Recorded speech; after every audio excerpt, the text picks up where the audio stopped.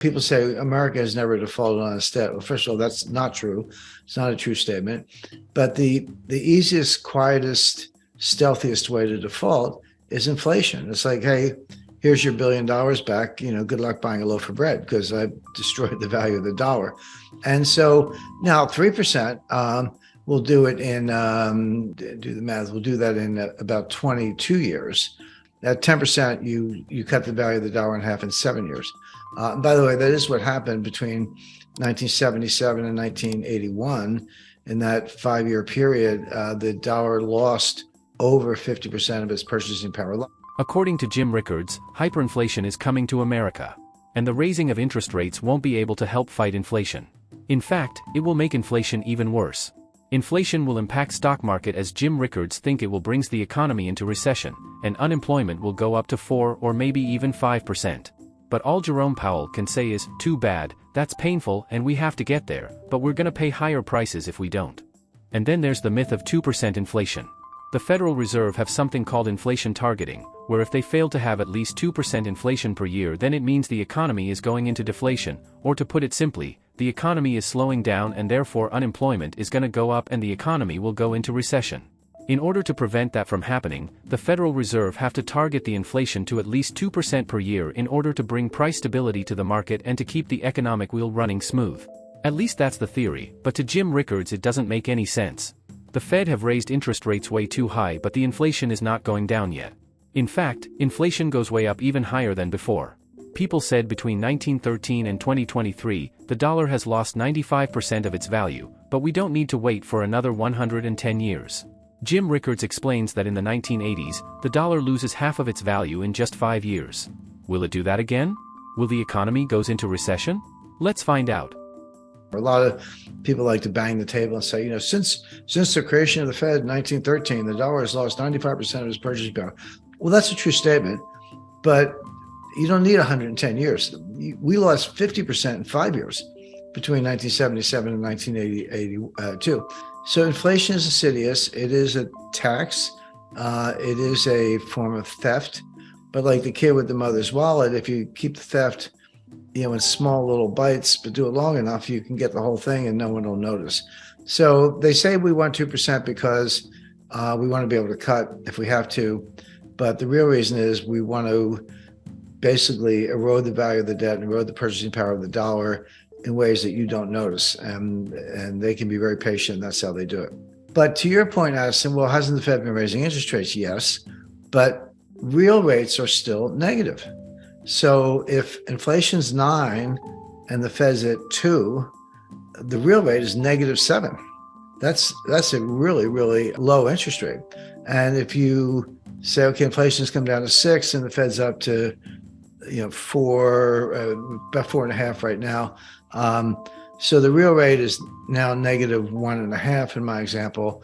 Well, that's a lot less than 7, but still a negative real rate. We are not in the world of positive real rates.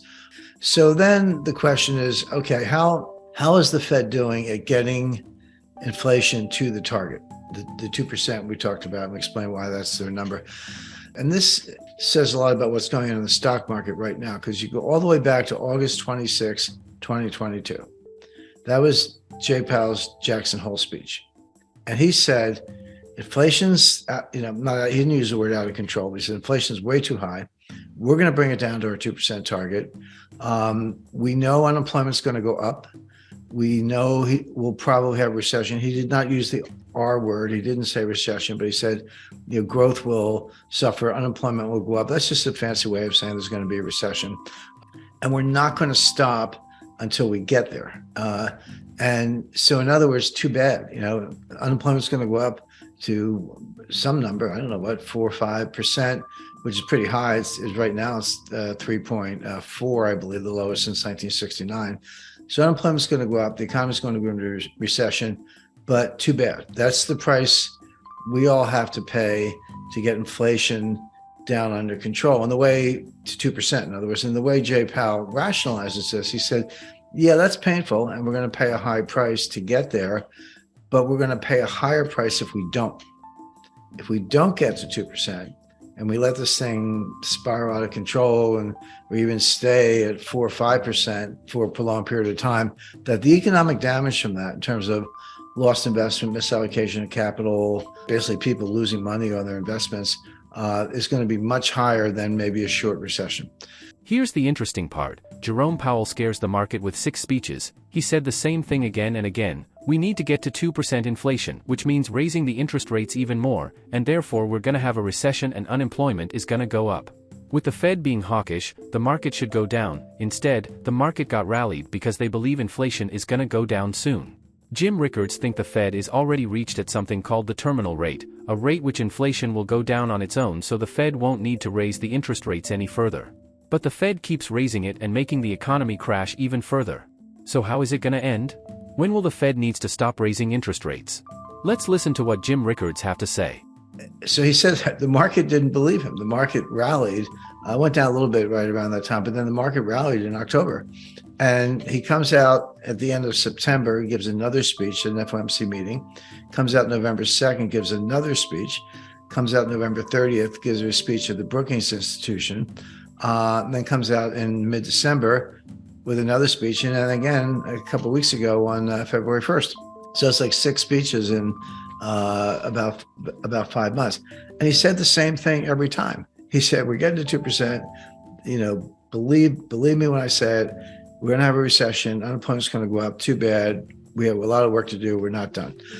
The market has flipped on and off. Half the time the market doesn't believe me. Go, yeah, you say that, but in fact, inflation is coming down faster than you thought. You're probably, I should introduce a concept. I guess a lot of people have heard of it, but there's this new concept called the terminal rate. The Fed's trying to get to the terminal rate. And so what's the terminal rate? Well, no one actually knows what the number is. I don't know, but neither does Jay Powell. But it's a theory. And the theory is, okay, the terminal rate is a rate set by the Fed that's high enough to bring inflation down without further rate hikes. We get to a level, and that level is high enough that inflation will come down on its own just by waiting without raising the rate again. And the conundrum, I hate to use that word, but it is a conundrum. The conundrum the Fed faces right now is they have been raising rates and inflation has been coming down. Those two things are true. But is inflation coming down because they're raising rates, in which case maybe you want to keep raising them, or are you already at the terminal rate? It's coming down on its own, and now the danger is you're going to go too far. And that's the debate with Wall Street. And so Wall Street is sort of leaning to the view, now you're probably already at the terminal rate. Inflation is coming down. You need to back off. You need to stop and probably pivot. This was the famous word for the last 6 months. The pivot means you're actually going to have to cut rates because you have gone too far and you're going to cause a pretty bad recession. And so the expectation as recently as December was that the Fed would pivot around March or April. They would raise in February, maybe March, but pretty quickly after that, they would cut rates. And if the Fed's cutting rates, buy stocks. It's typical Wall Street analysis. It always ends with buy stocks, particularly tech stocks. So, with the current high interest rates environment and reckless government spending, what should we do to protect our money from inflation? Should we buy stocks? And what stocks should we buy? The Fed said it will raise the interest rates even further, but the market thinks the opposite will happen. So who's right and wrong here? Let's hear what Jim Rickards think. Spoiler alert. This is not investment advice. But the Fed has been saying the opposite. So there's been this battle where Powell goes 1, 2, 3, 4, 5, 6 speeches, says the same thing. We're not stopping. And Wall Street says, oh, yes, you are. So buy stocks. Well, who's right? Well, there's an old saying on Wall Street, don't fight the Fed. I don't think of it as who's right or wrong. You could have an opinion. The way I think of it is I just want to know what you're going to do. Because if I know what you're going to do, then you can trade accordingly. You can plan for that and you can prepare for it. And what they're going to do is they're going to keep raising rates. Even if they're at the terminal rate already, I think they might be. Even if they are, they don't think so. Their opinion counts for a lot more than mine. And they're going to keep going. But by the time inflation comes down enough to say, yeah, okay, we're at the terminal rate, nice job, it'll be too late. They will have gone too far because the Fed's always the last to know.